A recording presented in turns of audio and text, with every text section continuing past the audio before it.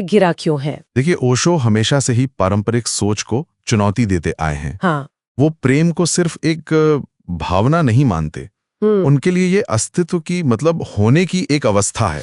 होने की अवस्था। हाँ, और समाज या धर्म इसे कैसे सीमित करते हैं, इस पर उनकी सोच काफी अलग है, बहुत मौलिक है। बिल्कुल, जैसे ओशो कहते भी हैं कि आजकल हर चीज यूज एंड थ्रो हो गई है। हाँ, और ये बात रिश्तों पर भी लागू हो गई है। लोगों को भी जैसे चीजों की तरह देखने लगे हैं।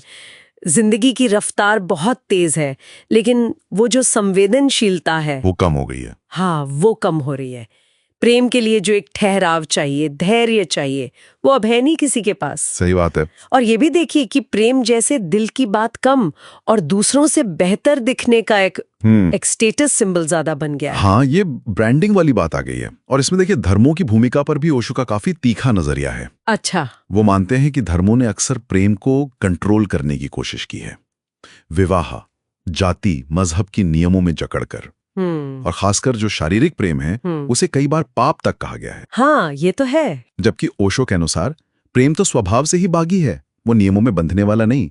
वो कहते हैं ना, प्रेम मंदिर में नहीं जन्मता, वो तो हृदय में फूटता है। ये बात बहुत गहरी है।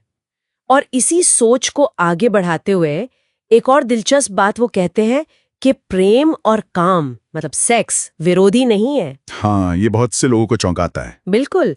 वो कहते हैं सेक्स को दबाओ नहीं, उसे समझो, जानो, और तब वो रूपांतरित हो जाएगा। हाँ, क्योंकि ओशो के लिए काम जीवन की एक बुनियादी ऊर्जा है, फंडामेंटल एनर्जी। अच्छा। और ये सिर्फ शारीरिक नहीं, ये सृजनात्मक भी है, क्रिएटिव भी है। उनका अनूठापन यहाँ है कि अगर इस ऊर्जा में जागरूकता मतलब ध्यान, हाँ ध्यान, तो यही ऊर्जा प्रेम में बदल सकती है और आगे चलकर समाधि तक का रास्ता भी खोल सकती है। समाधि तक? हाँ, जब प्रेम पूरी चेतना के साथ आत्मा की गहराई तक पहुंचता है, तब उनके शब्दों में संभोग भी समाधि बन सकता है। लेकिन ध्यान तो जैसे अकेलेपन की बात है, एकांत की, और प्रेम जुड़ाव की, ये दोनों जुड़ते कैसे हैं?